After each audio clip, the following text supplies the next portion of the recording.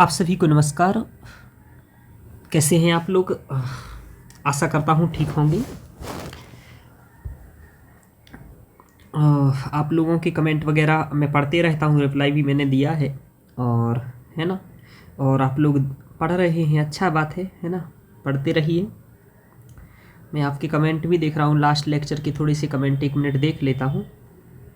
वैसे कोई ऐसा इम्पोर्टेंट कमेंट नहीं दिख रहा है, इसलिए मैं डायरेक्ट लेक्चर स्टार्ट करूँगा।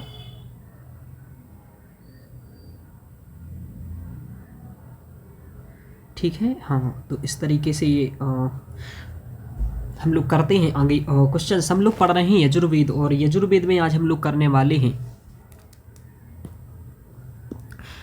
यजुर्वेद में हम लोग करने वाले हैं कि प्रश्नोत्तरी। इससे पहले हम लोगों ने अभी तक क्या किया है, प्रश्नोत्तरी। अभी हम लोगों ने यजुर्वेद के बेसिक्स जो थ्योरी टाइप अवधारणात्मक बातें थी उनका अध्ययन किया था। एक बार मैं आपको दिखा भी देता हूँ। जैसे कि हम लोगों ने अभी यजुर्वेद का सबसे पहले पढ़ा था कि यजुर्वेद का नामकरण यजुर्वेद क्यों किया गया, जिसमें मैं आपको बताया था कि यजुर्यते यजते यजुर्यजते इज्यते अनेन यति यजुहु। सायण का मत बताया मैंने। अनियताक्षरावसानो यजुहु ये बताया। एक प्रयोजनम साकांक्षम पदजातमेकम यजुहु इत्यादि इत्यादि बात की। फिर मैंने यजुर्वेद का आपको विभाजन बताया कि कैसे यजुर्वेद का विभाजन शुक्ल और कृष्ण यजुर्वेद में किया गया, किस आधार पर किया गया ये समझाया। उसके बाद मैंने बताया कि शुक्ल यजुर्वेद की विषय वस्तु क्या है ये समझाया मैंने आपको। फिर महत्वपूर्ण मंत्रों को भी बताया मैंने। और आज की क्लास में हम ये बताने वाले हैं आपको कि यजुर्वेद के मुख्य संदर्भ क्या है। ठीक है, यजुर्वेद के मुख्य संदर्भ क्या हैं, इनकी हम बात करने वाले हैं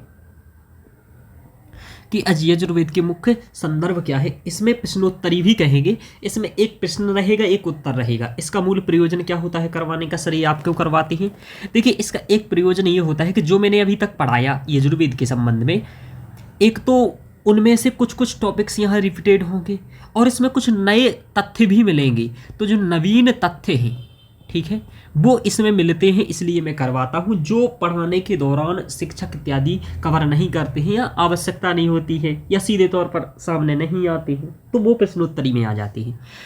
इसी तरीके से एक और बुक्स का मैं प्रश्नोत्तरी कराता हूँ। 2 बुक्स से मैं प्रश्नोत्तरी करा रहा हूँ। 2 ही सर्वोत्कृष्ट बुकें हैं, चलने वाली बुकें हैं।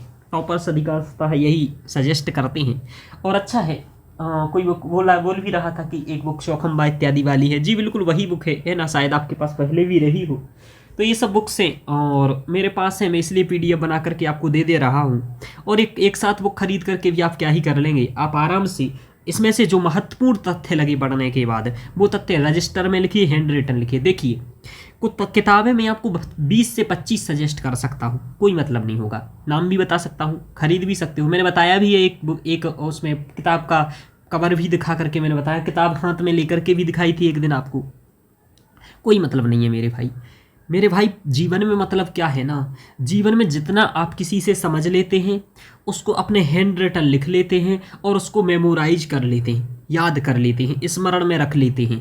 यदि इतना आप कर लेते हैं और इसके बाद किसी भी एग्जाम के PY को 5, 7, 10 साल के लगा लेते हैं, प्रैक्टिस कर लेते हैं, बस इसी प्रक्रिया को बारंबार 7 बार आप रिवीजन कर लेते हैं। एक पाणिनि जी ने, पाणिनि अष्टाध्यायी के में लिख रहे थे उसमें, तो उन्होंने एक रफर एक सूत्र लिखा था, वो आपके सर को ही केवल मिला था और किसी को नहीं मिला था। इसलिए वो सूत्र है सप्त पुनरभ्यासे चा, है ना, सप्त पुनरभ्यासे चा, ये सूत्र था वो।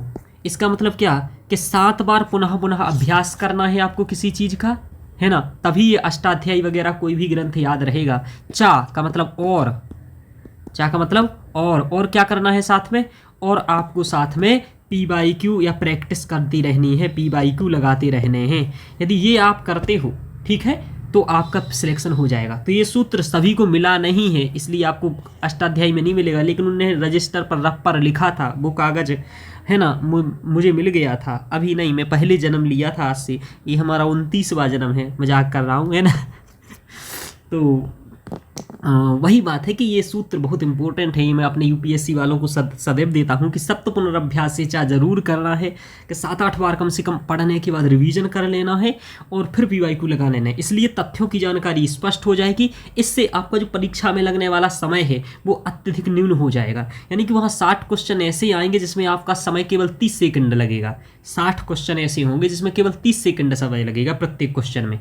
ठीक है, तो आप आराम से 30 से 35 मिनट में कर लेंगे इतने क्वेश्चन। मतलब 60 क्वेश्चन तो ऐसे होते हैं जो 30 से 35 मिनट समय खाती हैं, और बाकी 40-50 क्वेश्चन ऐसे होंगे जो आपका 1 से 1.5 मिनट लेंगे, 2 मिनट भी ले सकते हैं कुछ क्वेश्चन। तो उसमें समय दीजिएगा। जैसे पैराग्राफ इस बार ज़्यादा समय ले गया था, तो पैराग्राफ को समय दीजिएगा।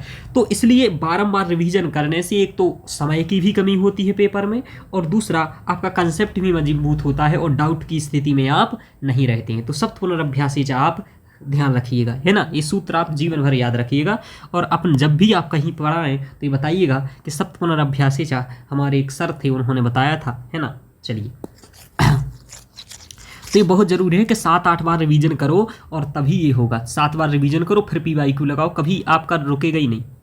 अब बात आते हैं कि विनियोग मिश्र तत्व। विनियोग किस में मिश्रित था? तो शुक्ल विनियोग अमिश्रितम। देखो, अब ये इससे बहुत बड़ी सीख लेने वाली बात है, इसलिए मैं क्वेश्चन आपको पढ़ाता हूं। यही आजकल यूजीसी करने लगा है। इसने क्या किया? विनियोग अमिश्रित तत्वम, यानी कि जिसमें विनियोग मिश्रित नहीं है वो क्या है? शुक्ल यजुर्वेद। क्योंकि शुक्ल यजुर्वेद शुद्धात्मक मंत्र है, स्वच्छ मंत्र है। स्वच्छ का मतलब मैंने शुक्ल बताया था, यानी कि जिसमें विनियोग आदि सम्मिलित नहीं है वो क्या है? शुक्ल यजुर्वेद है। तो वही कह रहा है जिसमें विनियोग अमिश्र तत्व है।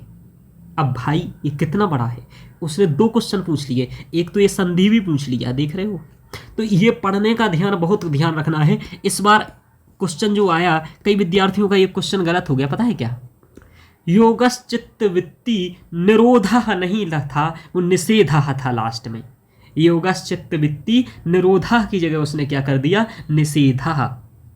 ठीक है, इस बार का पेपर का बात बता रहा हूं। उन्होंने क्या किया इस बार, यहां क्या कौन सी संधि है? दीर्घ संधि है। उन्होंने इस बार क्या किया कि भाषेतर रचनाएं बताइए। भास को छोड़ करके क्या रचनाएं हैं वो बताइए। और किसने समझा भास की रचनाएं क्या है? तो पहली और दूसरी भास की रचना थी, उन्होंने लगा दिया टिक। ये बहुत ध्यान रखना है कि क्वेश्चंस में भी आपसे संधि की मांग की जा सकती है, यानी कि रीड केयरफुली, पहला मंत्र याद रखिएगा, है ना। बहुत ध्यानपूर्वक पढ़ना है प्रश्न को कि क्या है विनियोग अमिश्र तत्वम। खासकर ऐसा वहां भी रहता है, पैराग्राफ में भी यही काम करता है। वो पैराग्राफ में 1-2 क्वेश्चन ऐसे ही गलत करवाने का प्रयास करता है, क्योंकि पैराग्राफ के ही अंतर्गत उत्तर रहते हैं। तो कैसे गलत करवाएगा आपका, कैसे विकल्प गलत बनाएगा? तो ऐसे ही कहेगा विनियोग अमिश्रितव्यम, विनियोग थोड़ा सा अंतर करेगा, संधि का अंतर करेगा। तो इस क्वेश्चन में न केवल वैदिक साहित्य पूछ रहा है, अपितु संधि को भी सम्मिलित कर दिया है। ठीक है, तो इसलिए क्वेश्चंस लगाना जरूरी है, ध्यान देना जरूरी है। इसलिए मैं इस तरीके से आपको लगवा रहा हूं कि इन चीज़ों को भी मैं बात को बता सकूं। टीचर्स का यही काम होता है कि छोटी छोटी माइक्रो जो गलती करके आ जाते हैं, क्योंकि ये एग्जाम में यदि आप 5 से 7 माइक्रो गलती कर दिए तो आप फेल हो गए हैं, आपका जीआरएफ नहीं होना है, आपका मुश्किल है नेट भी हो जाए। क्योंकि 5 से 7 क्वेश्चन यदि अच्छे वाले आपने गलत कर दिए तो आपका पेपर नहीं होगा उस बार। तो ये सिली मिस्टेक कहते हैं, इसे सिली मिस्टेक नहीं करना है। ठीक है, और यदि यूपीएससी में हम लोग 2-3 मिस्टेक भी ऐसी सिली मिस्टेक कर देते हैं ना, तो भी हमारा ख़त्म होता है खेल। क्योंकि पढ़े लिखे 100 में से केवल मुश्किल से 30 क्वेश्चन आते हैं, और बाकी तो सब दिमाग पर या तुक्के मुक्के पर आधारित होते हैं। ठीक है, तो 100 में से बाकी 70 में हम लोग अच्छे से दिमाग लगा करके तुक्का लगाते हैं, तो 20-22 यदि सही हो जाते हैं तो हमारा प्रीलिम्स क्लियर है आराम से, धूमधाम से 50 क्वेश्चन पर प्रीलिम्स क्लियर हो जाता है। लेकिन इतना करना आपको लग रहा होगा कि 50 करना, ये 30 क्वेश्चंस करने के लिए कम से कम 13 आपको मतलब कितना ही पढ़ना पड़ता है, वो एक जटिल प्रक्रिया है। तो वही मैं आपको बता रहा हूँ यहाँ पर कि जो ये इसमें भी आपके जीआरएफ भी आसान नहीं है। शिक्षा लेवल का उच्चतम एग्जाम है आपका, ठीक है, इसी लेवल का असिस्टेंट भी होता है, ध्यान रखिएगा। तो विनियोग मिश्रितत्व, जहाँ विनियोग मिश्रित है तो वो क्या है, कृष्णत्वम, कृष्ण यजुर्वेद है। ठीक है, तो जहाँ विनियोग अमिश्रित है वो शुक्ल है, और जहाँ विनियोग मिश्रित है वो कृष्ण है। ठीक है, तो कृष्ण यानी कि विनियोग आदि किसमें, कृष्ण यजुर्वेद में होती है। इसी के आधार पर इनका अब पूछा आदित्य संप्रदाय, आदित्य का मतलब सूर्य, और सूर्य देता है प्रकाश, और प्रकाश देता है यानी तो क्या हो जाती है, स्वच्छता हो जाती है, तो आदित्य का शुक्ल होगा, ये आप याद रखिएगा। ब्रह्म कृष्ण मैंने याद रखाया था कि ब्रह्म कृष्ण याद रखिए, ब्रह्म ये क्या गलत काम करता था, है ना, तो इसलिए इसका कृष्ण कह दिया। तो ब्रह्म का कृष्ण संप्रदाय से संबंधित है और आदित्य का शुक्ल संप्रदाय से संबंधित है, ये मैंने आपको बताया, ये पढ़ाया भी मैंने आपको था। देखो ये रिपीटेशन हो रहा है, रिवीजन हो रहा है आपका, ठीक है ना। ऋत्विक क्या है यजुर्वेद का, तो अध्वर्यु को ऋत्विक कहा गया है। अध्वर नामक एक ऋत्विक यज्ञस्य स्वरूपम निष्पादयति, ये वाली लाइन मैंने पढ़ाया था, किसने कहा है ये लाइन बताइए। अध्वर्यु नामक एक ऋत्विक यज्ञस्य स्वरूपम निष्पादयति, अध्वरम युनक्ति अध्वरस्य नेता, अध्वरम युनक्ति और अध्वरस्य नेता, अध्वर ही नेता है। ये किसकी पंक्ति है, इस बुक में नहीं लिखा हुआ है लेकिन मैंने आपको बताया था, ये पंक्ति सायण की है। किसकी है बोलो, सायण, और ऋग्वेद भाष्य भूमिका में ये कहा गया है, आप देखिए। अध्वर्यु नामक ऋत्विक यज्ञस्वरूपम निष्पादयति, अध्वरम युनक्ति अध्वरस्य नेता, ये सायण ने कहा है ऋग्वेद भाष्य भूमिका में। तो ये जो किताब भी मूलतः जो जिसके ये क्वेश्चंस हैं, हमें लगता है ये वहीं से है।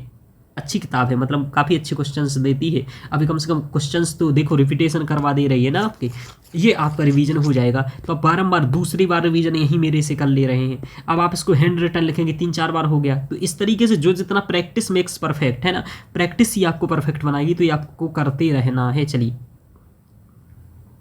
यजुर्वेद का यज्ञ के कर्मकांड के से साक्षात संबंध है, यानी कि यजुर्वेद का प्रतिपाद्य विषय क्या है, तो कर्मकांड है। ये आपको मालूम होना चाहिए, आपको बिल्कुल भी मालूम है क्योंकि मैं कल बता दिया था, है ना। मेधादि का संबंध भी इसी से है, अतः इसे अध्वर्यु वेद भी कहा जाता है क्योंकि इस कर्मकांड से है। और कर्मकांड का जो नेता होता है वो अध्वर्यु होता है, और अध्वर्यु ही जब नेता होता है तो उसे क्या कहते हैं, अध्वर्यु वेद कहते हैं।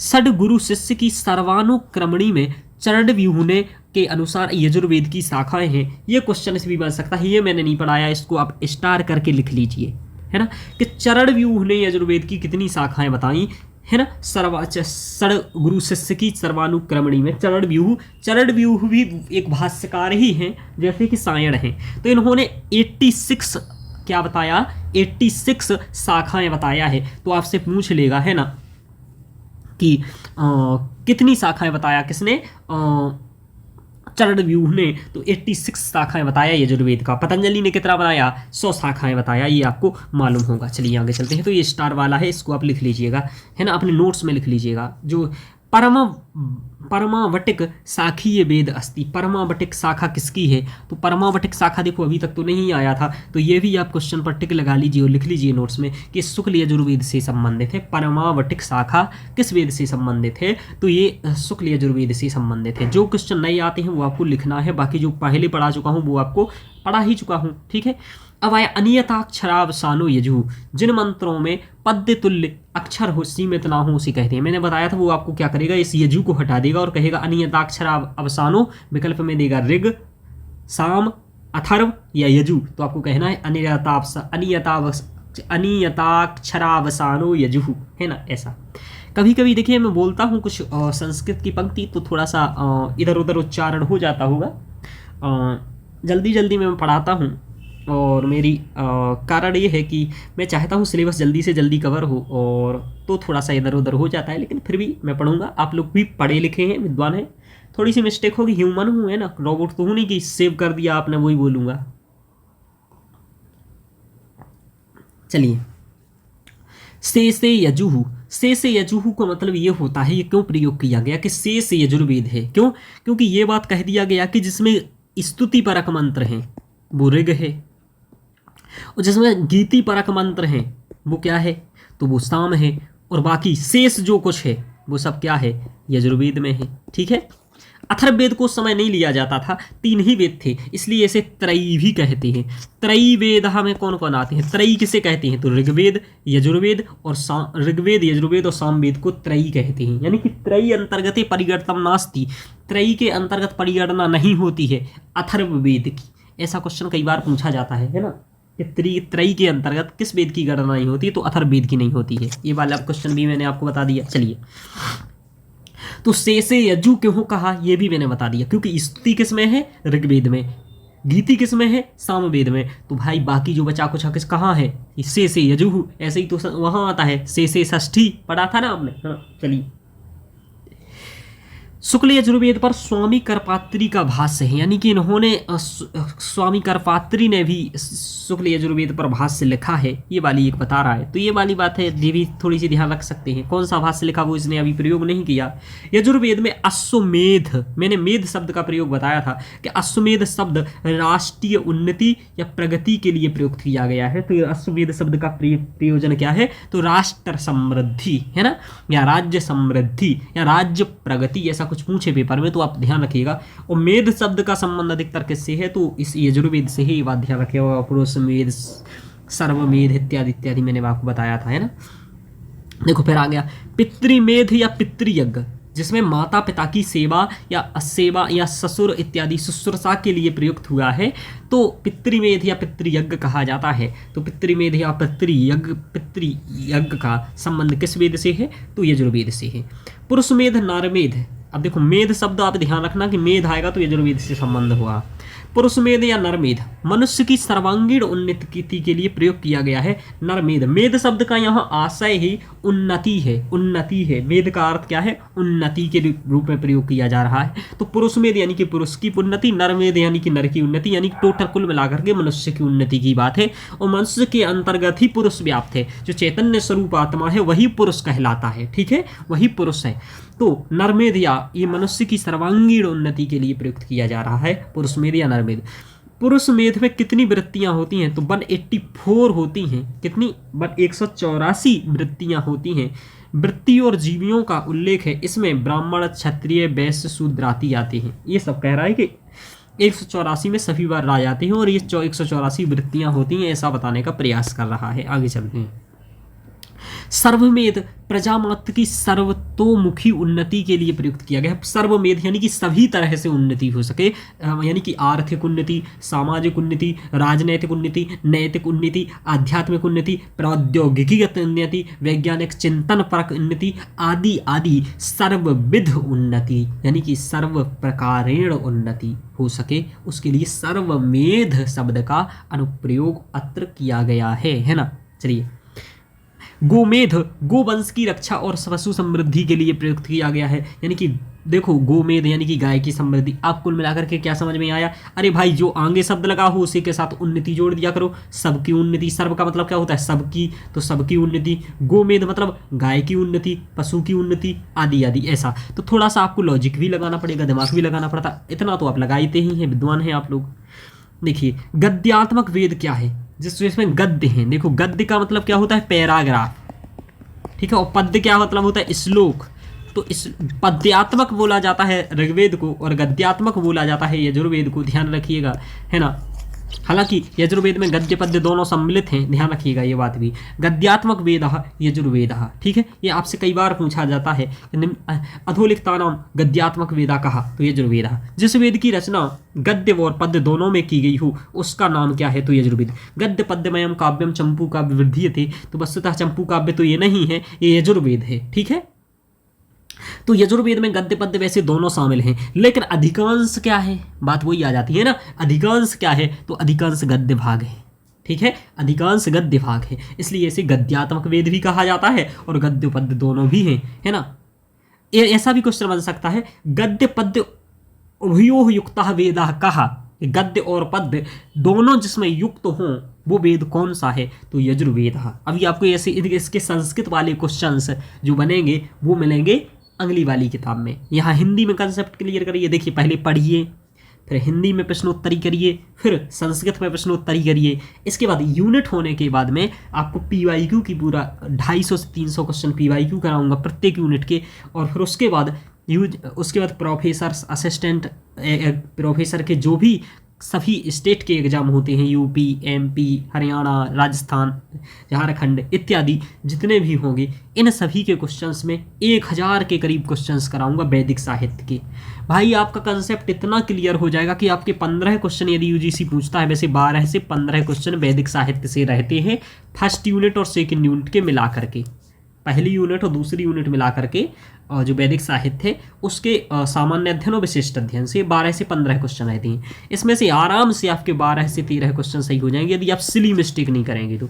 एक दो क्वेश्चन कठिन आते होंगे, बहुत भयंकर आ जाते हैं, नए आते हैं, वो तो आप पर नहीं बनेंगे। और उन 2-3 क्वेश्चन को देख करके आपको स्ट्रेटजी भी नहीं बनानी है, आपको बनानी है कि 12 से 13 क्वेश्चन कहाँ से आ रहे हैं उसके आधार पर स्ट्रेटजी। 3 के आधार पर डिसाइड नहीं होता है मेरिट डिसाइड होता है 12 के आधार पर।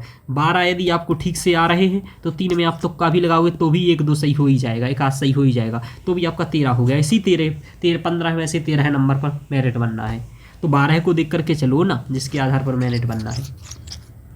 कुछ लोग उन 3 क्वेश्चन को देख करके स्ट्रेटजी बनाते, कितनी गहराई से पूछा, इतना गहरा पढ़ूंगा तो 6 साल में 1 किताब पढ़ोगे आप, है ना भाई। इतनी गहराई में जाकर के करोगे क्या। मेरे यहाँ एक सीधा साधा कंसेप्ट है, एक पेड़ है, पेड़ का ये वृक्ष तना है, ये है हमारे यहाँ तना, ये है आम है, इसमें लगे हैं आम लगा देता हूँ। आम वैसे कैसे होते हैं भाई, आम पीले होते हैं, ठीक है, ऐसा आम लगा दिया, इसमें ऐसे ही लगे रहते हैं आम, समझ में आ रहा।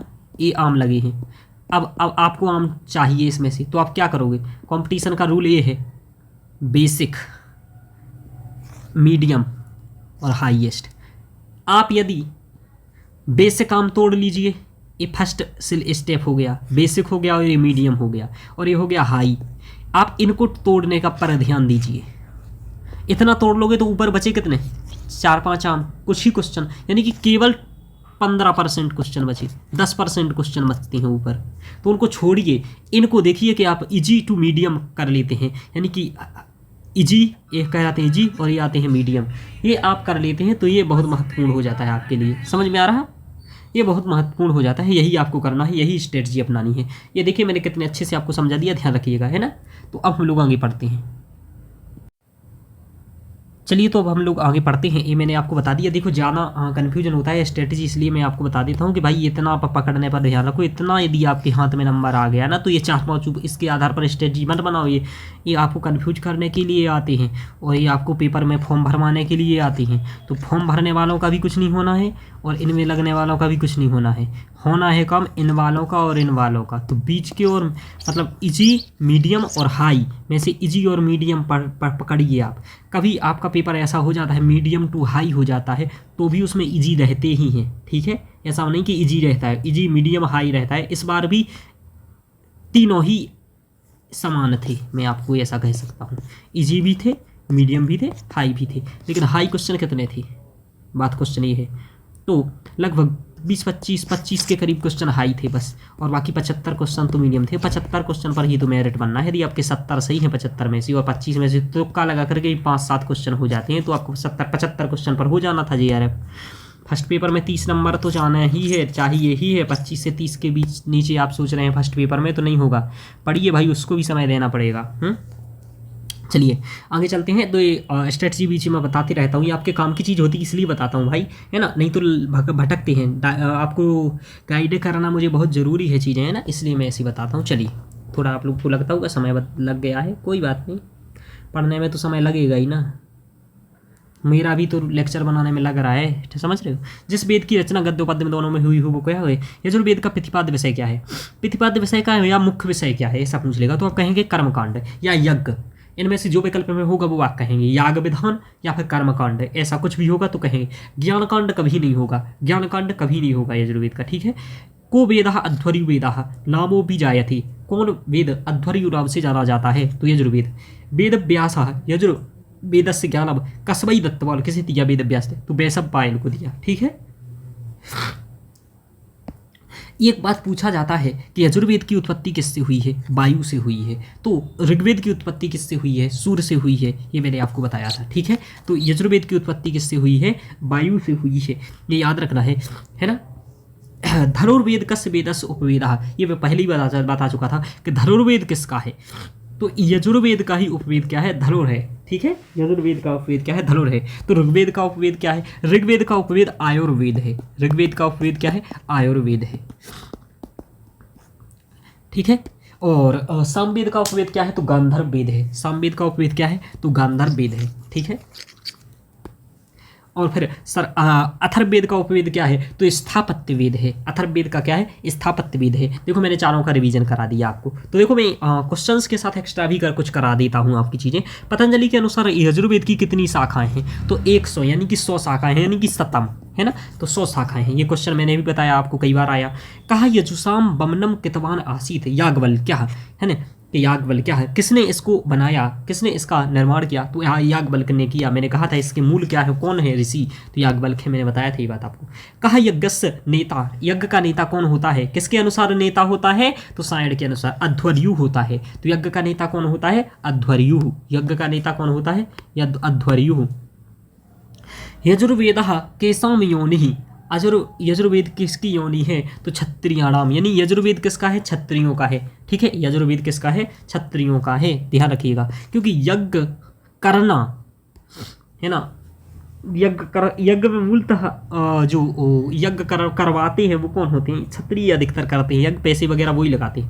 ब्रह्म वायु हो सकाशात किम प्रकाशितवान यजुर्वेदम, ब्रह्म वायु हो सकाशात, ब्रह्म ने वायु से आकाश को, आकाशात किम प्रकाशितवान क्या प्रकाशित किया। कुल मिलाकर के ब्रह्म ने कैसे, वो यजुर्वेद कहाँ से आया, ये वाली बात है। तो ब्रह्म को वायु इत्यादि से जो यजुर्वेद प्राप्त हुआ, कुल मिलाकर के ये बात है। अध्वर्यु किस वेद का पुरोहित है, तो अध्वर्यु यजुर्वेद का पुरोहित है। अध्वर शब्द से अर्थ कहा, अध्वर शब्द का अर्थ है यज्ञ, है ना, और अध्वर्यु यानी कि यज्ञ को कराने वाला। तो यजुर्वेदाध्यायी भवति, यजुर्वेद अध्यायी है अध्वर्यु। आध्वर्य कर्मणः कृते कह वेद भवति यजुर्वेदः। कुल मिलाकर के कभी कभी क्या होगा, ये शब्द समझ में भी नहीं आएंगे बीच वाले, तो आपको मूल शब्द पकड़ लेना है और उसमें क्वेश्चंस में भटका तो नहीं रहा है, एक बार वो पढ़ लेना है।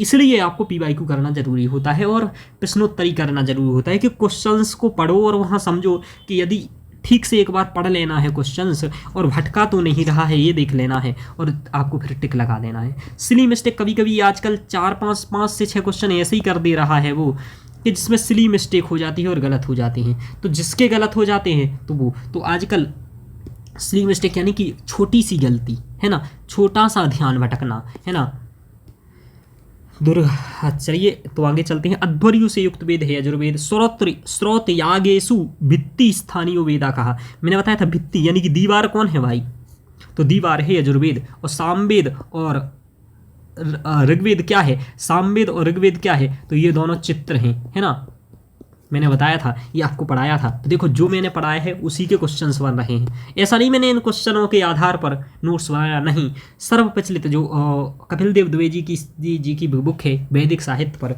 उसके आधार पर अध्ययन किया। इग्नू का मैटर मैंने पढ़ा, थोड़ा सा NIUS का मैटर पढ़ा, फिर मैं आपको बता रहा हूँ। साथ में इनके जो बुक्स वगैरह ये हैं मेरे पास, जैसे मीमांसा, संजू, उन सभी के आधार पर। चलिए, स्रोत यागो में भित्ति स्थान किसका है, तो यजुर्वेद का है। यजुर्मंत्र कीदृशो भवति, तो गद्यात्मक भवति। यजुर्मंत्र कैसे होते हैं, तो गद्यात्मक, गद्य मतलब पैराग्राफ टाइप, पद्य मतलब श्लोक टाइप, है ना। शुक्लत्व कृष्णत्व भेद कस्य वेदस्य, शुक्ल और कृष्ण का भेद किसका है, तो यजुर्वेद का है। आपसे पूछे कि मंडल क्रम और अष्टक क्रम का भेद किस वेद का है, तो ऋग्वेद का है, ध्यान रखिएगा, है ना। ये दोनों अलग अलग हैं कि शुक्ल और कृष्ण किस वेद का है, तो यजुर्वेद का है। यजुर्वेदे यजुषाम संग्रह क्रमार्थम, तो अध्वर्यत्वम, है ना, अध्वर्यत्वम, है ना, ये बात आपको कह देना है। ये हम लोगों ने पढ़ा, ये बहुत अच्छा है। चलिए आगे देखते हैं हम लोग। कहा वेदा अनियताक्षरावसानो भवति, देखो वही बात पूछ लिया ना कि अनियताक्षरावसानो, कहा वेदा अनियताक्षरावसानो भवति, तो यजुर्वेदः, ऋग्वेदः, सामवेदः, अथर्ववेदः, ऐसे विकल्प दे देगा आपको 4 और पूछ लेगा। वही बात पूछ लिया ना, क्वेश्चन का पैटर्न पकड़ो कैसे पूछेगा। सायण आचार्य प्रथमतया कस्य वेदस्य संख्या कृतवान, पहली बार उन्होंने किस वेद की संख्या की थी, किस वेद को व्याख्या की थी, है ना, किस वेदस की व्याख्या की थी, तो मैंने बताया था, क्या बताया था बताइए, मैंने बताया था यजुर्वेद की। सबसे पहले किसकी की थी, यजुर्वेद की। यजुर्वेद में भी किस की, तो तैत्तिरीय संहिता, तैत्तिरीय जो है ना, देखो यहाँ, सॉरी तैत्तिरीय गलती से बोल दिया हूँ मैं, तैत्तिरीय नहीं है यार, हाँ तैत्तिरीय, नहीं सही है, तैत्तिरीय का ही सबसे पहले किया था, तो ये ध्यान रखिएगा, तैत्तिरीय से था, क्योंकि इसी से संबंधित इनका था सायण का, इसलिए इन्होंने इसका किया था, है ना। ये कथा मैंने आपको बताई भी थी कि इनका सायण का संबंध इसी शाखा से था, इसलिए इन्होंने सबसे पहले तैत्तिरीय पर किया और सबसे बाद में अथर्ववेद पर किया। ये भी क्वेश्चन पूछा गया सबसे बाद में किस पर किया, तो अथर्ववेद पर। सबसे पहले किस पर किया, तो तैत्तिरीय पर। ऐसा क्वेश्चन पूछा जो चुका है PYQ में। कह रहा है कि विद्या अमृत मसनुति, है ना, विद्या से अमृतत्व की प्राप्ति होती है। शुक्ल यजुर्वेद से कस्मिन् अध्याये प्राप्यति, तो भाई 44वें अध्याय 40वें अध्याय में प्राप्त होती है, क्योंकि ये पंक्ति है ना, ये कहाँ की है, ये है ईशावास्य उपनिषद की। मैंने ईशावास्य उपनिषद एकदम निःशुल्क यूट्यूब पर पढ़ा रखा है, तो किसी को कभी पढ़ना हो तो आप लोग एकदम पढ़ लीजिएगा, है ना, वहाँ से भी आप उसको भी पढ़ सकते हैं। जब कभी लगे कि सारा लेक्चर आज नहीं आया है मुझे लगता है, तो एक आध मंत्र एक मंत्र आराम से पढ़ते रहिए। हालांकि वो मैंने बहुत डीप में पढ़ाया है वहाँ पर, इतना डीप आपको जो पढ़ने की जरूरत नहीं है, वो UPSC वालों को थी जरूरत, इसलिए मैंने पढ़ाया। लेकिन ठीक है, पढ़ सकते हैं। वहाँ एक मंत्र पर हमने एक लेक्चर ले लिया है 1.5 घंटे का, लेकिन UPSC की डिमांड ही वैसी होती है, तो एग्जाम अकॉर्डिंग मैं पढ़ाता हूँ, जो भी एग्जाम होता है उसके अकॉर्डिंग। चलिए मध्यान्ह संहितायाम अपरम नाम किम अस्ति, तो बाज सनी संहिता। तो मध्यान्ह संहिता का नाम क्या है, मैंने बताया था कि बाज सनी इनके पिता थे, तो पिता के से इन्हें मिली हुई थी, है ना, और बाज सनी पुत्र बाज सनी, है ना, ऐसे ही। तो मध्यान्ह संहिता, चूंकि इन्हें दिन के समय वायु से इसकी प्राप्ति हुई थी मध्यान्ह समय में, इसलिए इसे क्या कहा जाता है, माध्यान्ह संहिता भी कहा जाता है। शुक्ल यजुर्वेद से संबंधित ब्राह्मण ग्रंथ है, तो शतपथ ब्राह्मण है, एक ही तो ये ब्राह्मण ग्रंथ है शतपथ ब्राह्मण, जो शुक्ल यजुर्वेद का है, ठीक है, ध्यान रखिएगा। वाजसनेयी संहिता नाम है शुक्ल यजुर्वेद का, है ना। परम वाटिक शाखा किस वेद से संबंधित है, यजुर्वेद से। 2 बार क्वेश्चन आ चुका है, लिख लीजिएगा। परम वाटिक शाखा किससे संबंधित है, ये मैंने तो पढ़ा ही नहीं था पहले, परम वाटिक शाखा इसी किताब से पढ़ा था ये बात, तो आप लोग ये वाली बात ध्यान रखिएगा कि परम वाटिक शाखा किस वेद से संबंधित है, शुक्ल यजुर्वेद से संबंधित है। माध्यान्ह संहिता अनुदात्त स्वर चिन्हम कुत्र दीयते, तो अधात। अब इसमें देखो, माध्यान्ह संहिता में क्या कोई भी संहिता में उदात्त क्या होता है, चिन्ह रहित होता है, जिसमें चिन्ह वगैरह नहीं होता, ये बात मैं पहले विचार चुका हूँ। अनुदात्त का चिन्ह नीचे होता है और स्वरित का चिन्ह ऊपर होता है, ये बातें इतनी सी ध्यान रख लीजिएगा। अभी बाद में इन सब के बारे में और डीप में अध्ययन कराऊंगा जब आएंगे, तो वहाँ भी ध्यान रखिएगा। थोड़ा सा ज्ञान एक्स्ट्रा देते जाता हूँ, जिससे कि आपका भी काम हो सके और मज़ा भी आता रहे थोड़ा सा, कि चलो सर किताब से तो कुछ एक्स्ट्रा पढ़ा ही रहे हैं और इसमें जो दिया है वो भी बता रहे हैं। चलिए, मध्यान्ह शाखा कस्य वेदस्य, तो यजुर्वेदस्य। ईशावास्य उपनिषद किस संहिता से संबंधित है, तो काण्व संहिता से संबंधित है। अरे बाप रे, ये थोड़ा सा गलत है मुझे जहाँ तक समझ में आ रहा है। मध्यान्ह संहिता से संबंधित है भाई, है ना, मध्यान्ह संहिता से संबंधित है भाई, ये गलत है ना, गलत है ये। माध्यान्ह संहिता से संबंधित है, माध्यान्ह संहिता का ये मुझे आप लोग भी बताइएगा आपको क्या लग रहा है इस किताब का। मुझे ये गलत लग रहा है ना, ये वही है आपकी जो सबसे प्रसिद्ध किताब है ना।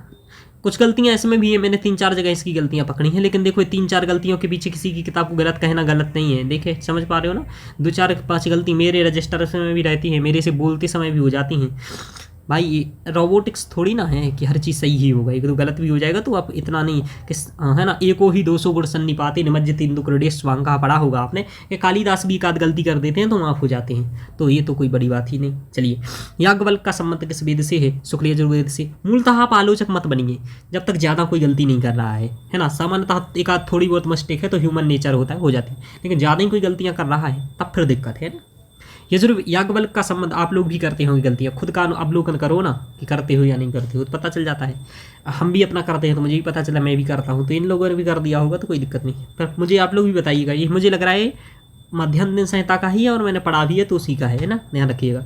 याज्ञवल्क्य का संबंध किस वेद से है, तो शुक्ल यजुर्वेद से है, ये कई बार आपको पढ़ा दिया है मैंने, है ना। शुक्ल यजुर्वेद से शाखा अस्ति, तो माध्यान्ह शाखा है शुक्ल यजुर्वेद की। माध्यान्ह शाखा से संबंधित वेद है तो शुक्ल यजुर्वेद है, ठीक है। बार बार वही बात आ रहा, माध्यान्ह संहिता, वाजसनेयी संहिता, कौन सा वेद, शुक्ल यजुर्वेद। ईशोपनिषदि कस्य वेदस्य अध्यायः है, तो कस्य वेदस्य अंतिमो अध्याय, है ना। थोड़ा सा देखो, यहाँ आपसे भाषात्मक परिपक्वता की आवश्यकता की जाती है UGC में। कारण यह कि आपको भाषा पढ़ानी है, संस्कृत भाषा को आप अध्यापन कराने वाले हैं, तो थोड़ी सी भाषात्मक समझ भी हो, आपको संस्कृत थोड़ी सी आए, बोलना पढ़ना, संधि समास ये सब आए। देखो कह रहे वेदस्य अंतिमो अध्याय, तो यजुर्वेद, शुक्ल यजुर्वेद की शाखा है, काण्व शाखा, है ना।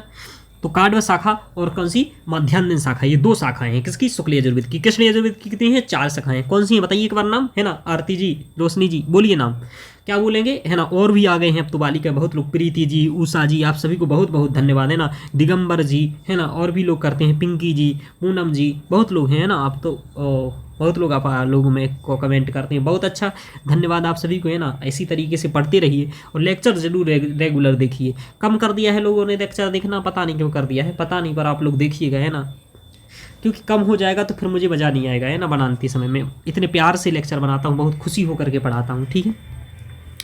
यजुर्वेद की शाखा क्या है, काढ़ शाखा, है ना, काढ़ शाखा है।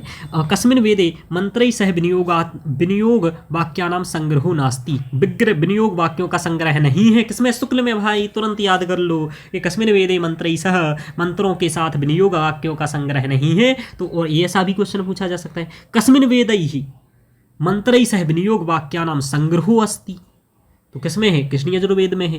तो ये दोनों बातें आपको स्पष्टतया आ गई हैं और इससे ज़्यादा कोई क्वेश्चन बनने वाले नहीं हैं, क्योंकि ये सामान्य अध्ययन हो रहा है और मैं आपको बहुत अच्छे से सामान्य पढ़ा रहा हूँ।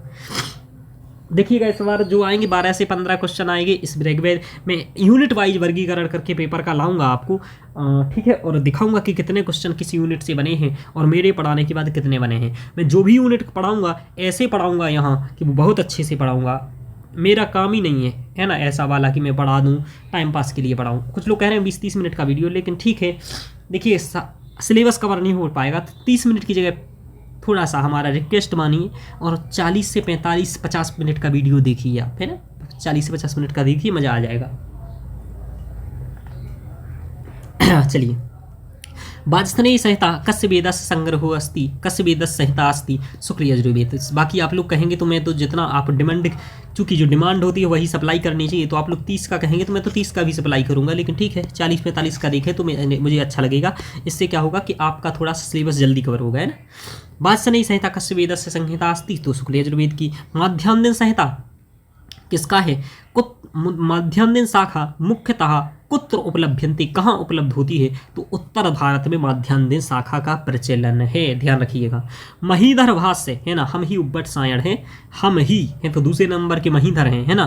तो महीधर भाष्य से संबंधित है शुक्ल यजुर्वेद से। अब भाई आपको ट्रिक ही रटा हुआ है तो क्या ही दिक्कत है ना। कात्यायन सूत्र किस वेद से संबंधित है, तो वेरी गुड, शुक्ल यजुर्वेद से संबंधित है, ये आप लोग जानते हैं। आपको मैंने सब तुलनात्मक अध्ययन कराया था, तभी ये सब बातें मैंने पढ़ा दिया था, क्योंकि ये सब बार बार आता है तो मैंने पहले ही पढ़ा दिया। शिव संकल्प सूक्त है। अब मुझे बस अध्याय बता दीजिए 34वां है या 36वां है शुक्ल शिव संकल्प सूक्त का अध्याय, तो एक बार मैं भी देख लेता हूँ। मुझे 34 लग रहा है, जो मुझे लग रहा है वही है ना। 34 क्या है, शिव संकल्प सूक्त है, और 40वां ईशावास्य उपनिषद है ना, और 31वां पुरुष सूक्त या विष्णु सूक्त है, और रुद्राध्याय 16वां अध्याय है, और इतना ही आपको याद रखना है। प्रजापति वाला भी रखना है याद, 22वां अध्याय है। तो वेरी गुड, इतना अध्याय आपको याद रखना है। 16वें अध्याय में रुद्राध्याय है, 23वां प्रजापति अध्याय सूक्त है, 31वें पुरुष सूक्त विष्णु सूक्त है, 34वें अध्याय में शिव संकल्प सूक्त है, और 40वें में ईशावास्य उपनिषद है, ठीक है। इस तरीके से आप याद रखेंगे। और किसका है ये, देखो माध्यान्ह संहिता का है। अब देखो ये कन्फ्यूजन, अब जो मैं कह रहा था ये गलती है किताब की, यजुर्वेद की माध्यान्ह संहिता यहाँ लिखा है, इसका 40वां अध्याय ईशावास्य उपनिषद है, और वहाँ कह रहा है काढ़ शाखा से संबंधित है, तो थोड़ा सा गलत है किताब में ही, उसी की किताब में यही बात पता चल रही है, ठीक है। चलिए ठीक है, पर छोटी सी मिस्टेक होती है, अगली बार इनको लिख करके मैं इस किताब की गलतियाँ बता दूंगा एक कागज़ पर कि भैया अब की बार जो नया एडिशन आए उसमें ये गलतियाँ सुधार दीजिएगा, इससे आपका उपकार होगा, है ना। ऐसा मैं कह दूंगा इनको, चिंता मत करो, है ना। इनकी किताब पढ़ा रहा हूँ, इनकी कंटेंट को पढ़ा रहा हूँ, तो इनकी कंटेंट को इतनी बातें नहीं बता दूंगा कि ये बातें सुधरवा लीजिएगा, है ना। आप लोग भी बता सकते हैं, ये किताब में दिया रहता है ऑप्शन। मैंने कई यूपीएससी की एनसीईआरटी की बुक्स को में भी मैंने गलतियाँ निकाली हैं, और एनसीईआरटी को मैंने लिख करके भी दिया है, और अगले एडिशन में उन्होंने सुधारा भी, सुधारते भी हैं वो लोग, ऐसा नहीं है ना। तो आप अच्छे से यदि लिख करके देंगे, उन्हें ईमेल करेंगे तो वो लोग सुधारते भी हैं।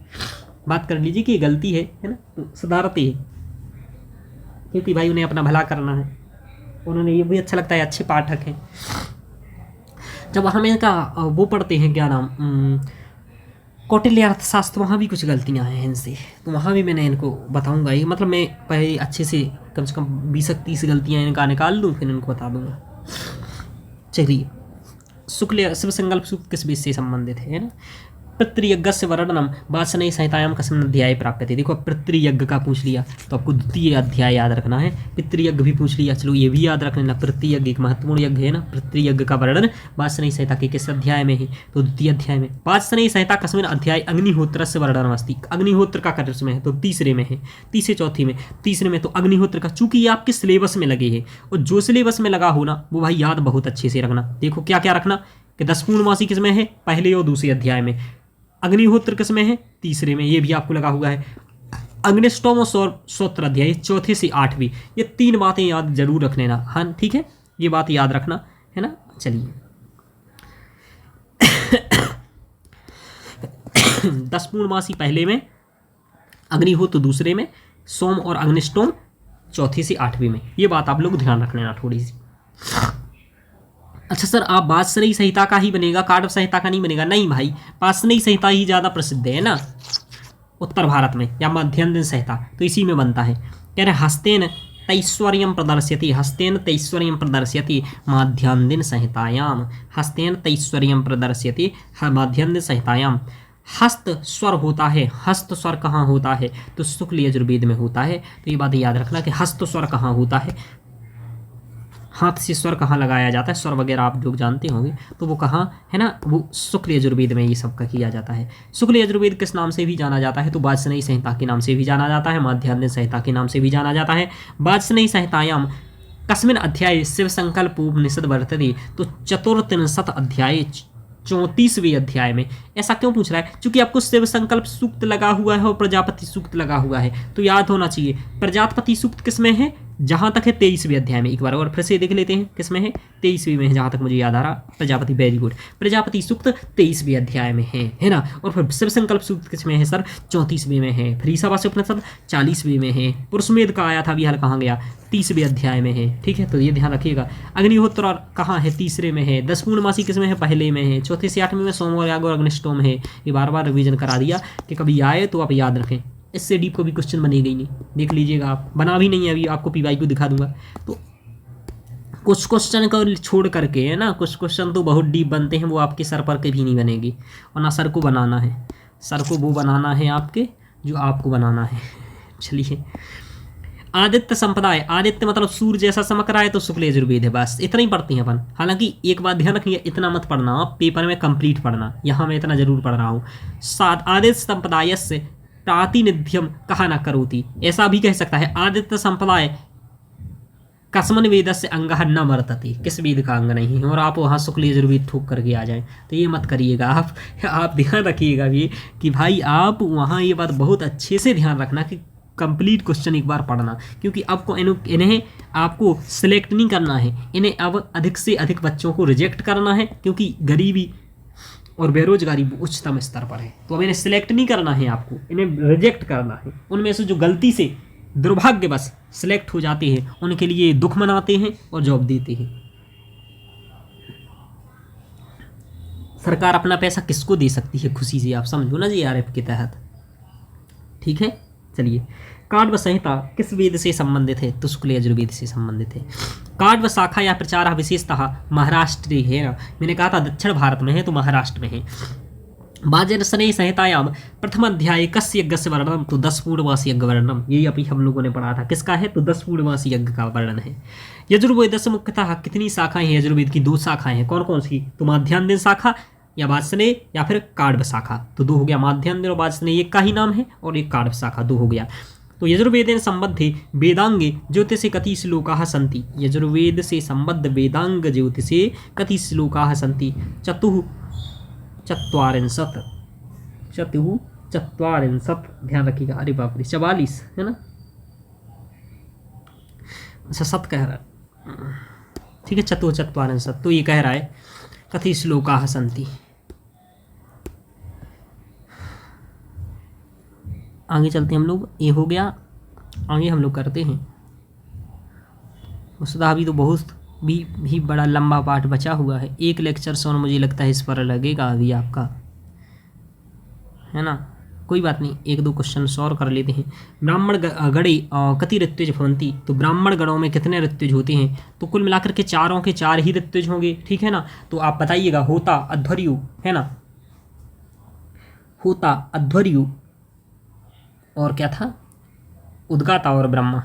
यजुर्वेदस्य आहत्य कति शाखा स्वीक्रियन्ति, आहत्यों ने कितनी शाखाओं को स्वीकार किया है, तो 86 शाखाएं। यही अभी आपका क्वेश्चन बना था कि आहत्य ने कितनी शाखाओं को, यानी कि चरण वो थे, चारण नाम था क्या, चरण या चारण क्या था, उन्होंने 86 ध्यान रखा है, तो ये ध्यान रखिएगा, है ना।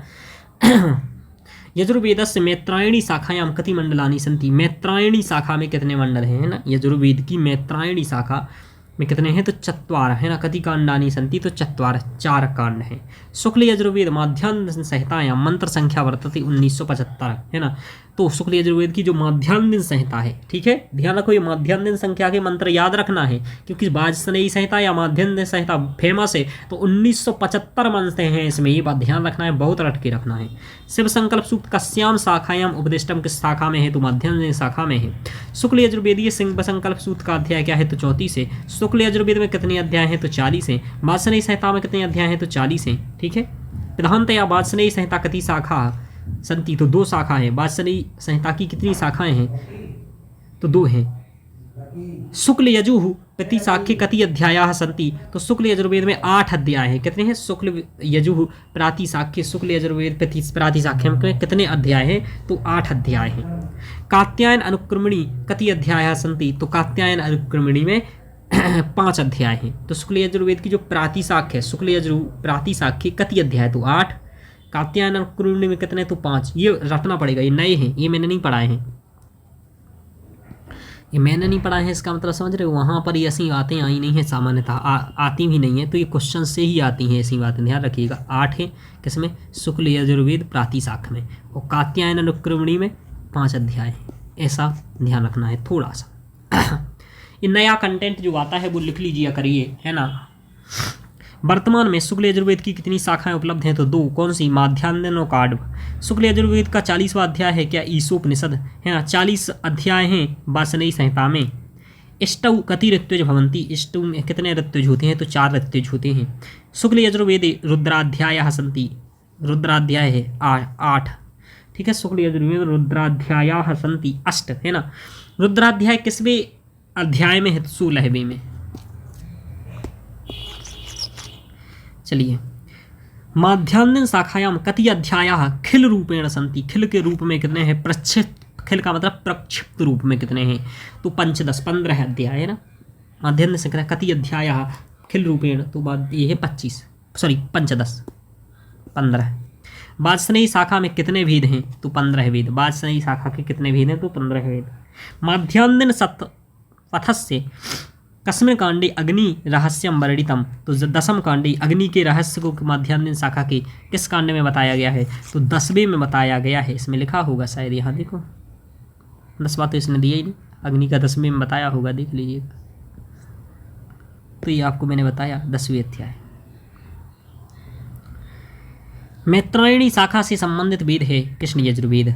इसकी 4 शाखाएं हैं, कौन सी हैं, तैत्तिरीय, कठ, कपिष्ठल और मैत्रायणी, ठीक है। यजुर्वेदे कति शाखा संप्रति उपलब्धा, 2। तैत्तिरीय शाखायां कति अष्टकाः खंडाः वासन्ति, तैत्तिरीय शाखा में कितने अष्टक हैं और खंड हैं, तो 5 अष्टक हैं, है ना। तैत्तिरीय संहितायां कति कांडानि सन्ति, तैत्तिरीय संहिता में 7 कांड हैं, ठीक है। तैत्तिरीय संहितायां कति प्रकपाठकाः सन्ति, कितने, तो चतुश्चत्वारिंशत्, है ना। चतुश्चत्वारिंशत्, ध्यान रखिएगा। तैत्तिरीय प्रातिशाख्य कति अध्यायाः सन्ति, तो 24 अध्याय हैं। तैत्तिरीय प्रातिशाख्य में कितने अध्याय हैं, तो 24 अध्याय हैं। काढ़व शाखा किस वेद से संबंधित है, यजुर्वेद से संबंधित है। काढ़व संहिता में मंत्र कितने हैं, 2086। 1975 किस शाखा में है, याद रखना है, माध्यान्ह शाखा में, ठीक है, ये बात ध्यान रखना है। 2086 किस में है, काढ़व शाखा में है। तो काढ़व शाखा में कितने हैं, तो 2086 हैं, ये भी याद रखना है आपको थोड़ा सा। मंत्र कितने हैं। तैत्तिरीय संहितायां कति अनुवाकाः स्वीक्रियन्ति, तैत्तिरीय शाखा में कितने अनुवाक है, तो 631 अनुवाक है, 631 अनुवाक है। इतना डीप में देखो कम पूछता है, और पूछता है तो वहाँ भूल भी जाते हैं, तो पढ़ लीजिए बार बार यदि याद रख पाओ तो, ठीक है। वैसे सामान्यतः कभी ऐसे क्वेश्चन बनते हैं, लेकिन बन जाए तो आप लोग ध्यान रख सकते हैं। कृष्ण यजुर्वेदे कति कांडानि सन्ति, कृष्ण यजुर्वेद में कितने कांड हैं, तो 7 कांड हैं। मैत्रायणी उपनिषद में कुल कितने अध्यायों में विभक्त है? तो 7 अध्याय में विभक्त है। कृष्ण यजुर्वेद या मैत्रायणी, ये कह रहा है। कट शाखा का संबंध है यजुर्वेद से। यत्र विश्वम भवत्येक नीडम, है ना, यत्र विश्वम भवत्येक नीडम, यानी कि वैश्वीकरण की भावना है। इति मंत्रा कस्मिन् वेदे, तो शुक्ल यजुर्वेद में कहा गया है। वेरी गुड, ये कहा गया है ना, यत्र विश्वम भवत्येक नीडम, ये कहा गया है ना, कहा गया है शुक्ल यजुर्वेद में। मंत्र ब्राह्मणयोः सम्मिश्रणं वर्तते, तो मंत्र और ब्राह्मणों का सम्मिश्रण है कृष्ण यजुर्वेद में, ठीक है। कस्मात् कृष्ण यजुर्वेदात् कथ्यते, कस्मात् कृष्ण यजुर्वेदः कथ्यते, तो मंत्र ब्राह्मणयोः सांकर्यात्, मंत्र और ब्राह्मण की संकरता हो, क्योंकि दोनों मिले रहते हैं, इसलिए उसे ही कृष्ण यजुर्वेद कहते हैं। क्योंकि मंत्र और ब्राह्मण, यानी कि ब्राह्मण का मतलब क्या, व्याख्यान ग्रंथ, तो मंत्र और उसकी व्याख्या किसमें मिले हुए होते हैं? तो इसी में। ब्राह्मण ग्रंथों का मूल कार्य क्या था? यज्ञ इत्यादि प्रक्रियाओं का विस्तृत वर्णन करना, व्याख्या करना, तो वह यजुर्वेद में भी है, ठीक है। तो मंत्र ब्राह्मणयोः सांकर्यात् क्या है? कृष्ण यजुर्वेद में है, शुक्ल में नहीं। तित्र रूपेण शिष्याः कम वेदम स्वीकृतवान, तो कृष्ण यजुर्वेद में तित्र रूप में शिष्य को, तित्र के एक तित्र से ये शिष्य थे, ठीक है। जहाँ तक याज्ञवल्क्य के शिष्य थे या वैशंपायन, याज्ञवल्क्य की या वैशंपायन की किसके शिष्य थे? शायद किसी के थे।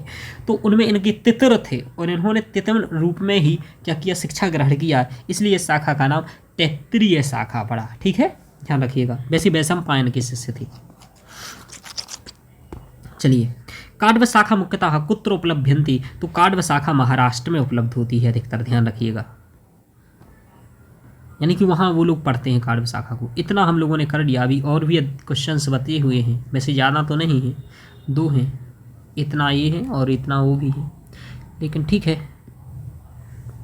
मूल बातें हैं। कल और भी अभी अगले लेक्चर्स में हम लोगों को पढ़ना होगा, उसमें भी हम लोग ये पढ़ लेंगे। आज आप लोग ये देखिए इतना, और अगली में स्लाइड में हम लोग अगले में यहाँ से स्टार्ट करेंगे क्या, कृष्ण यजुर्वेद की प्रश्नोत्तरी, और ये आगे इतना प्रश्नोत्तरी भी समझा देंगे आपको। तो आगे प्रश्नोत्तरी समझेंगे, और ये भी प्रश्नोत्तर संस्कृत वाले जरूर करना है। कारण क्या होता है? संस्कृत थोड़ी सी पढ़ना आए, लिखना आए, क्वेश्चंस की भाषा समझना आए, और संस्कृत में जैसे अभी मैंने कई चीज़ों का नहीं बताया है कि इसका क्या, इसको संस्कृत में क्या कहेंगे, इसको संस्कृत में क्या कहेंगे, तो इसमें शुद्ध रूप में संस्कृत को लिखा रहता है। 26 से 29 को क्या कहेंगे, इस तरीके से किसी की 30 चतुर्त्रिंशत् को 34 कहते हैं, ठीक है। तो इस तरीके से जो मैंने कभी नहीं भी बताया है कि इसको संस्कृत में क्या बोलेंगे, तो वो यहाँ संस्कृत में लिखा रहेगा, है ना। तो ये काफ़ी अच्छे क्वेश्चंस इसमें है, इसलिए इसके भी क्वेश्चंस करेंगे। तो अगले 1-2 लेक्चर में, 1-2 लेक्चर्स में और क्वेश्चंस करेंगे। देखो, क्वेश्चंस करना, प्रश्नोत्तरी करना बहुत ज़्यादा जरूरी है। कारण क्या है? जो आप पढ़ रहे हो प्रश्नों के रूप में पढ़ते हो तो ज़्यादा अच्छे से मेमोराइज होता है, याद होता है, और बाकी जो मुख्य चीज़ें थी वो तो हम लोगों ने पढ़ी ही नहीं है, ठीक है। तो आपका एक बार अच्छे से यदि ये तैयार हो गया तो बहुत अच्छा रहेगा। ओके मित्रों, तो इस क्लास में इतना ही रखते हैं, और अगली क्लास में फिर हम आगे यहाँ से लेकर के आगे इस प्रश्नोत्तरी को बढ़ाएंगे। ये PDF यदि आपको चाहिए तो ऐप डाउनलोड कर लीजिए। ऐप में आपको UGC नेट का एक कोर्स दिखेगा, है ना, जिसकी फीस 5500 वो दिखा रहा होगा, उस पर आप क्लिक करेंगे तो फ्री में उसमें मटेरियल में जाएंगे। फ्री मटेरियल डाला है मैंने, और उसमें वो तो उसमें कंटेंट मैंने नोट्स फ्री रखा है, तो नोट्स आप जाकर के वहाँ से डाउनलोड कर लेंगे, और लेक्चर्स आप यूट्यूब पर देखेंगे। वहाँ लेक्चर्स देखने का मैंने क्यों नहीं रखा है सिस्टम, आप लोग शायद समझदार हैं, इतना तो समझते ही होंगी। यदि यूट्यूब पर देखोगे मेरा वॉच टाइम बढ़ेगा, यूट्यूब पर वॉच टाइम बढ़ेगा तो आप वो करेंगे। यदि आप मेरा यूट्यूब से नहीं देखते हैं फिर मुझे फ़ायदा ही क्या होगा, बताइए। मुझे तो 1% भी फ़ायदा नहीं होगा। तो कम से कम मेरा वॉच टाइम बढ़ेगा, तो मुझे आप लोग पैसे नहीं देंगे तो कोई भाई और पैसे देगा, यूट्यूब से पैसे मिल जाएगा। भाई एक टीचर है, खाना पीना तो अपना देखेगा ना, बिना खाए पिए कैसे पढ़ाएगा। पहले आश्रम होते थे ना, तो राजा महाराजा लोग आश्रम में खाने पीने पैसे की व्यवस्था करते थे, लेकिन आज के समय में ये नेता खा जाएंगे मास्टरों को, है ना, क्योंकि इन्हें तो इनके तो दुश्मन हैं, क्योंकि पढ़ा लिखा रहे हैं ना नेता लोगों को, मास्टर, तो ये मास्टरों की हेल्प कभी करेंगे नहीं। इसलिए तो GST 18% एजुकेशन पर है कि ना तुम लोग पढ़ पाओ, ना टीचर पढ़ा पाएँ, ना कमा पाएँ। समझ पा रहे हो? टीचर भी क्या करे, आपकी फीस में 18% GST लगा करके आपको बता देता है, इसलिए थोड़ा सा प्राइस भी बढ़ जाता है। आपको लग रहा है टीचर इतना ज़्यादा फीस क्यों रख रहा है, अरे भाई उसके ऊपर भी कोई लगाम लगाया है। मतलब कुल मिलाकर के ऐप का चार्ज वगैरह सब कुछ देखोगे ना, तो 30% पैसा चला जाता है टीचर का। यानी कि वो 1000 ले रहा है तो 1000 रुपया ले रहा है कोई फीस, तो आप ऐसा मान 2000 रुपया मान लो फीस ले रहा है, तो अब 30% इसका लगा लीजिए, कितना हो गया। आदमी 600 रुपये खा जाता है सरकार, मतलब कोई ना कोई तरीके से 600। अब 1400 इसकी मूलतः फीस है, लेकिन आपको लग रहा है 2000 है, तो 2000 क्यों लग रहा है? क्योंकि आधी सरकार भी ले रही है आपकी, इसलिए सरकार के प्रति आवाज़ उठाना आपका मूल कर्तव्य है, क्योंकि ये आपके टैक्स से पला रही है, आपके एजुकेशन पर टैक्स ले रही है, चॉकलेट खाने पर टैक्स ले रही है, कुछ भी खाओगे पियोगे आपसे टैक्स से बचपन से अभी तक ले रही है। तो इसके प्रति आवाज़ उठाना, बोलना आपका अधिकार है, हमारा अधिकार है, इसलिए मैं बोलते रहता हूँ। चलिए आगे चलते हैं, हम लोग अगली क्लास में पढ़ेंगे और फिर आगे पढ़ेंगे, ठीक है। तो और कुछ लोगों को यदि लगता है कि नहीं मुझे भाई सिस्टमेटिक चाहिए, व्यवस्थित पढ़ना है, तो आप भाई एक काम करिए, हमारा बैच खरीद लीजिए, है ना, और आराम से ऐप पर देखिए चीज़ें, वहीं लेक्चर्स देखिए, यूट्यूब पर मत देखिए। तो भाई जिसके पास पैसे हों तो सर का दान करिए, है ना, सर का भी काम चलेगा, है ना, तो ऐसा करिए। जिसके पास नहीं है वो आराम से यूट्यूब से पढ़िए, बस टाइम बढ़ाइए, ठीक है, समझ में आ रहा। आगे चलते हैं हम लोग, ठीक है। तो मित्र धन्यवाद।